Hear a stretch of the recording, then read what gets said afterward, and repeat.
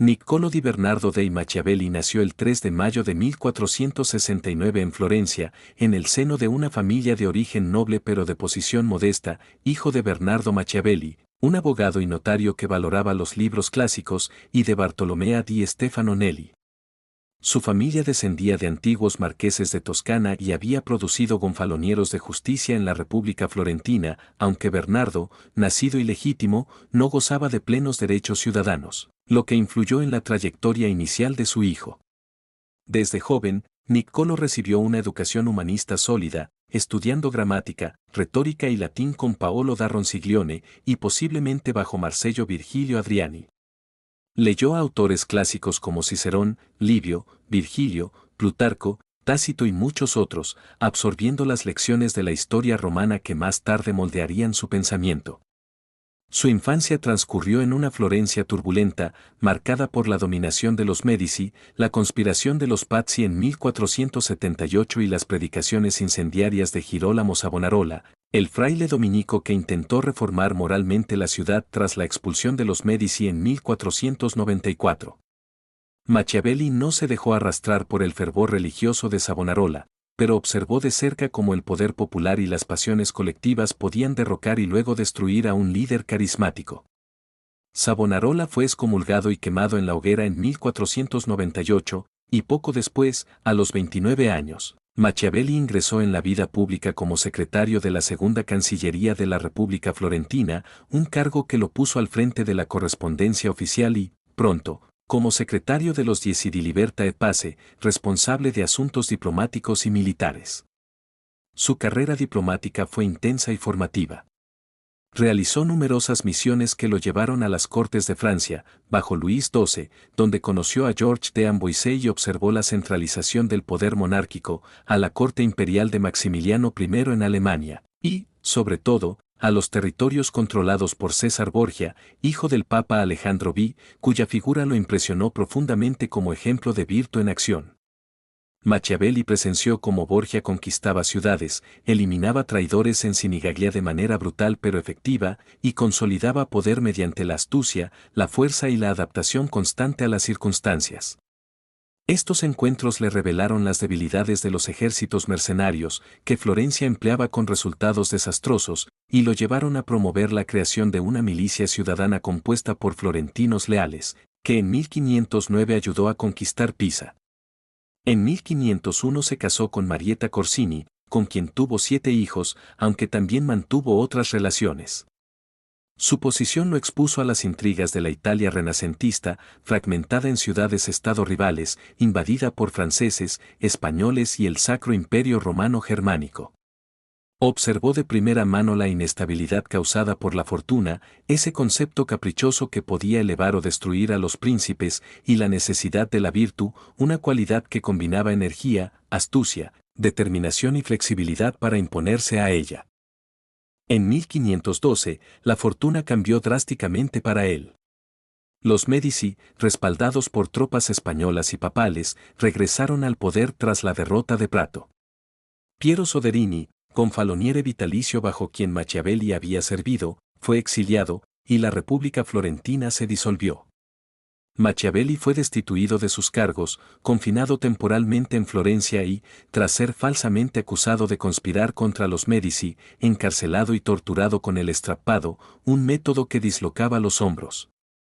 Liberado en 1513, se retiró a su finca familiar en San Andrea in Percusina, cerca de San Casiano, donde dedicó sus días a la lectura, la escritura y la observación de la naturaleza humana. Fue en este exilio cuando compuso su obra más famosa, El Príncipe, alrededor de 1513, dedicada inicialmente a Giuliano de Medici y luego a Lorenzo. En esta breve pero explosiva obra, Machiavelli analizó el arte de adquirir, mantener y ejercer el poder sin ilusiones morales. No se trataba de un tratado utópico como los de Platón o los espejos de príncipes medievales, sino de una descripción realista basada en la experiencia y la historia. Los hombres son ingratos, volubles, egoístas y más inclinados al mal que al bien, por lo que un príncipe debe estar dispuesto a actuar con crueldad cuando sea necesario, a romper promesas si la necesidad lo exige, a parecer virtuoso sin serlo necesariamente, y a priorizar el mantenimiento del Estado por encima de la ética. convencional. Es mejor ser temido que amado, si no se puede ser ambas cosas, escribió, porque el miedo se sostiene con la amenaza del castigo, mientras que el amor es frágil. César Borgia era su modelo paradigmático, un líder que usó la fortuna y la virtud para unificar territorios, aunque su caída mostró los límites cuando la fortuna vira. Machiavelli no promovía el mal por el mal, sino la eficacia política en un mundo donde la moral ideal choca con la realidad. Paralelamente, trabajaba en los discursos sobre la primera década de Tito Livio, una reflexión más extensa sobre las repúblicas, inspirada en la historia romana. Mientras el príncipe se centra en el principado, los discursos elogian el gobierno republicano, donde la libertad se preserva mediante el conflicto controlado entre humores, el pueblo y los grandes, la rotación de cargos y una milicia ciudadana.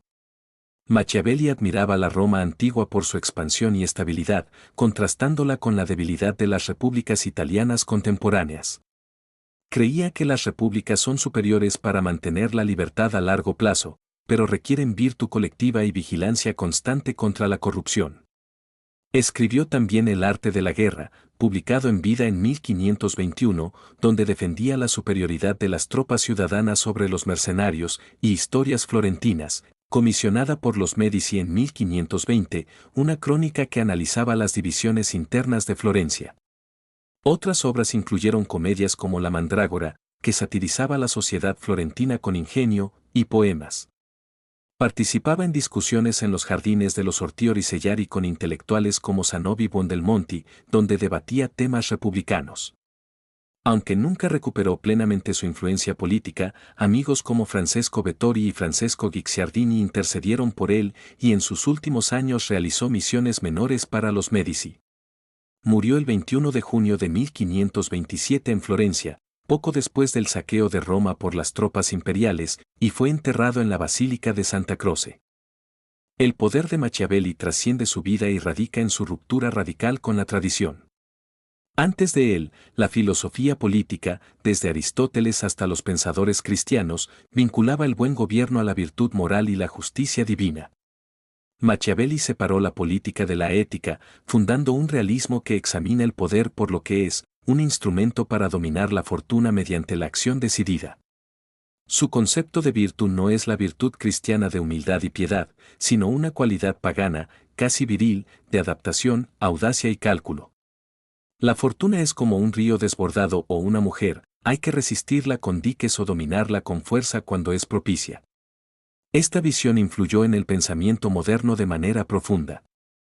Hobbes tomó de él la idea del Estado como leviatán que impone orden sobre la naturaleza egoísta del hombre. Spinoza y Rousseau vieron en sus obras semillas republicanas. Los ilustrados como Montesquieu estudiaron su análisis histórico, y en siglos posteriores, figuras como Nietzsche admiraron su honestidad brutal sobre la voluntad de poder. En el ámbito práctico, su influencia se percibe en diplomacia, estrategia militar y liderazgo empresarial, el maquiavelismo como sinónimo de astucia manipuladora, aunque a menudo se simplifique su pensamiento. Críticos lo llamaron maestro del mal, Leo Strauss, mientras defensores como Quentin Skinner destacan su republicanismo y su defensa de la libertad popular frente a tiranos. Su impacto en la ciencia política es innegable, convirtió el estudio del poder en una disciplina empírica, basada en ejemplos históricos y observación, no en ideales abstractos. A lo largo de los siglos, El Príncipe se leyó como manual para tiranos y como advertencia para pueblos. Publicada póstumamente en 1532, fue condenada por la Iglesia, incluida en el índice de libros prohibidos, pero circuló ampliamente entre gobernantes. En Italia, reflejaba el deseo de unificación que solo se lograría siglos después. Machiavelli no fue un cínico amoral, sino un patriota florentino que, ante la fragmentación italiana y las invasiones extranjeras, buscaba líderes capaces de imponer orden y grandeza. Creía que los fundadores de estados, como Moisés, Ciro, Rómulo o Teseo, debieron usar la fuerza y el engaño para establecer órdenes duraderos, y que los reformadores posteriores enfrentan riesgos similares. En los discursos, argumentaba que las repúblicas sobreviven mejor cuando incorporan el conflicto social como motor de leyes justas, siempre que no derive en faccionalismo destructivo. Su antropología es pesimista, los hombres persiguen su interés, olvidan favores y responden al miedo o al interés propio. Por eso, un príncipe debe dominar las apariencias, ser zorro y león, astuto y fuerte, y cambiar según los vientos de la fortuna sin perder el control. Esta flexibilidad es clave de su poder intelectual, no dogmas fijos, sino principios adaptables a la realidad. Su legado se extiende a la psicología moderna, donde el maquiavelismo es un rasgo de la tríada oscura, junto a narcisismo y psicopatía, caracterizado por manipulación, frialdad emocional y pragmatismo extremo. En política contemporánea, líderes de todo espectro han sido acusados de maquiavelismo por priorizar resultados sobre escrúpulos. Sin embargo, una lectura atenta muestra matices. Machiavelli valoraba la ley y las buenas armas, prefería repúblicas estables a principados inestables, y veía en la religión un instrumento de control social útil, aunque criticaba su corrupción en la Italia de su tiempo. No era ateo, pero subordinaba lo espiritual a lo político. Su estilo literario, directo, irónico y lleno de ejemplos vívidos, lo hace accesible y perdurable. En Florencia, su tumba en Santa Croce simboliza su contribución a la identidad italiana. Hoy, sus ideas siguen debatiéndose en universidades, academias y círculos de poder. ¿Es la política inevitablemente amoral, o puede reconciliarse con la ética? Machiavelli no ofrece respuestas cómodas, obliga a confrontar la brecha entre lo que debería ser y lo que es. Su poder radica en esa honestidad incómoda que ha moldeado siglos de pensamiento al revelar las mecánicas crudas del dominio humano. A través de sus escritos, un diplomático exiliado del Renacimiento italiano se convirtió en uno de los fundadores de la modernidad política, cuya influencia perdura porque describe no utopías, sino el mundo tal como funciona cuando el poder está en juego. Su vida, de servicio público a reflexión solitaria, ilustra la tensión entre ambición y realidad, y su obra sigue siendo un espejo para gobernantes y ciudadanos por igual, recordándonos que la virtud consiste en actuar con los ojos abiertos en un universo impredecible. Expandiendo sobre su contexto histórico, la Italia del siglo XV y XVI era un mosaico de repúblicas, ducados y señoríos en constante guerra, con potencias extranjeras como Francia y España interviniendo para controlar el rico norte. La caída de Constantinopla en 1453 había traído eruditos griegos y manuscritos clásicos, alimentando el humanismo que Machiavelli encarnó, pero también exacerbando rivalidades. Florencia, cuna del Renacimiento con figuras como Leonardo da Vinci, con quien colaboró en proyectos hidráulicos, era un laboratorio político donde república y principado se alternaban. Machiavelli aprendió que las instituciones débiles caen ante líderes decididos y que la unidad italiana requería superar divisiones internas. En El Príncipe, capítulo final, exhorta a un príncipe a liberar Italia de los bárbaros, un llamado patriótico que resuena con el Risorgimento posterior. Su análisis de los humores, el deseo de los grandes de oprimir y del pueblo de no ser oprimido, anticipa teorías de clases y conflicto social. En los discursos, defiende que la corrupción surge de la desigualdad excesiva y la pérdida de costumbres virtuosas, proponiendo leyes que fomenten la participación y el bien común. No idealizaba la democracia directa, consciente de sus riesgos, pero veía en Roma un modelo mixto superior a las monarquías puras. Su influencia en Maquiavelo como pensador militar es igualmente notable. Abogaba por disciplina, conocimiento del terreno y moral de tropas nativas, ideas que influyeron en reformas posteriores. A medida que su reputación crecía póstumamente, traducciones y comentarios proliferaron en Europa. En Inglaterra, influyó en Shakespeare y Marlowe, quienes retrataron príncipes maquiavélicos. En Francia, Bodin y otros absorbieron lecciones de soberanía. Durante la Ilustración, su realismo chocó con el optimismo racionalista, pero Kant y Hegel reconocieron su contribución a entender el Estado. En el siglo XX, Gramsci lo leyó como teórico de la hegemonía y Arendt valoró su énfasis en la acción política.